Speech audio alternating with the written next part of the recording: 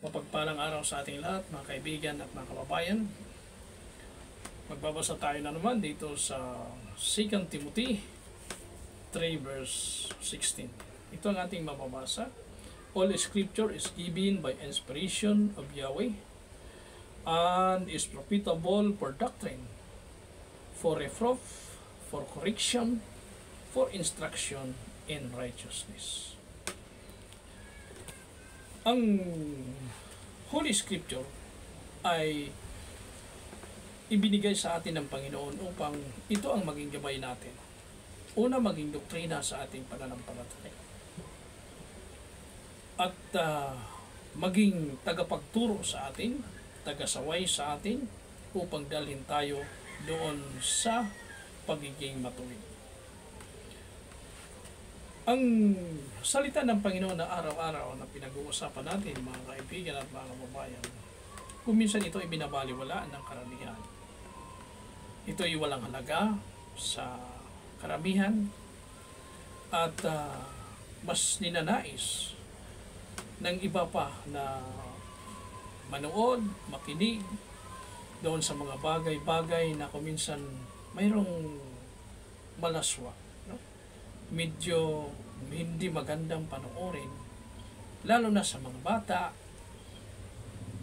at karamihan doon ay na wiwili sa panonood. Ngunit ang banal na kasulatan na siyang nagbibigay sa atin ng instruction, ayun ay hindi natin binibigyan pansin.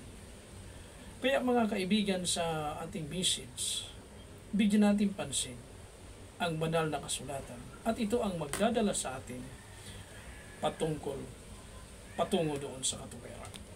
Sapagkat ang gusto ng Panginoon na ang tao ay maging matuwid upang hindi siya mapahamak doon sa tinatawag na impyerno. Ito yung kalooban ng Panginoon. Ngunit mayroong nagsasabi, bakit kayo nakikialam o hindi na nilang ninyo pabayaan? Pahayaan na ninyo yung iba. Huwag na tayong magpakialamanan sa ating pananampalataya para wala nang gulo. Ang sabi ng iba, ito ay nakakagulo pa, hindi maganda. Pag tayo ay laging nagsishare ng banal na kasulatan, mga verses ng Biblia. Pero mga kaibigan, ganito yun eh. Kung ikaw may kapwang tao ka na alam mong ikapapahamak niya, hindi mo ba siya pagsasabihan? Hindi mo ba siya bibigyan ng babala? Bibigyan mo siyempre. Bakit? Gusto mo siyang ay hindi mapahamak. Hindi siya mapunta doon sa mali at siya ay mapahamak kung anong mangyari sa kanya. Ganon din ang Panginoon. Gusto niya ang tao ay hindi mapahamak. Kaya ang kanya namang ibinibigay na mga babala ay dito nang gagaling sa banal na kasulatan. Ngayon, sino naman ang magbibigay nito? May mga nagbibigay nito, marami rin. Pero ang gusto ng Panginoon, ito'y basahin. Hindi lamang tayo ay makikinig, kundi basahin natin upang dahito malaman natin kung ano ang katotohanan at kung ano ang tunay na sinasabi ng Panginoon.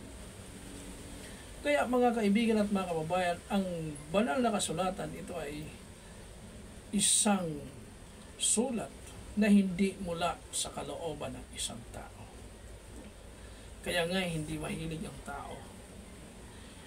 Hindi minsan nai-inspired ang tao sa banal na kasulatan, sa banal na sulat ng Panginoon, sa Scripture.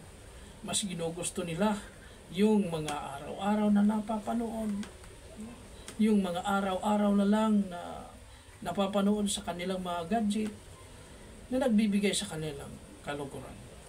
Ngunit ang salita ng Panginoon na napaka-importante sa ating buhay espiritual, ito ay walang halaga. Kaya ini-encourage namin kayo, mga kaibigan at mga kababayan, na basahin ninyo. Basahin natin ang banal na kasulatan. At dito ating mauunawaan ang tunay na kalooban ng Panginoon. At tayo ay ilalayo doon sa kapahamakan na sinasabi ng Biblia, yun ay ang impyerno. Magandang araw sa ating lahat. Pagpalain tayo ng ating Panginoong Yeshua, Messiah.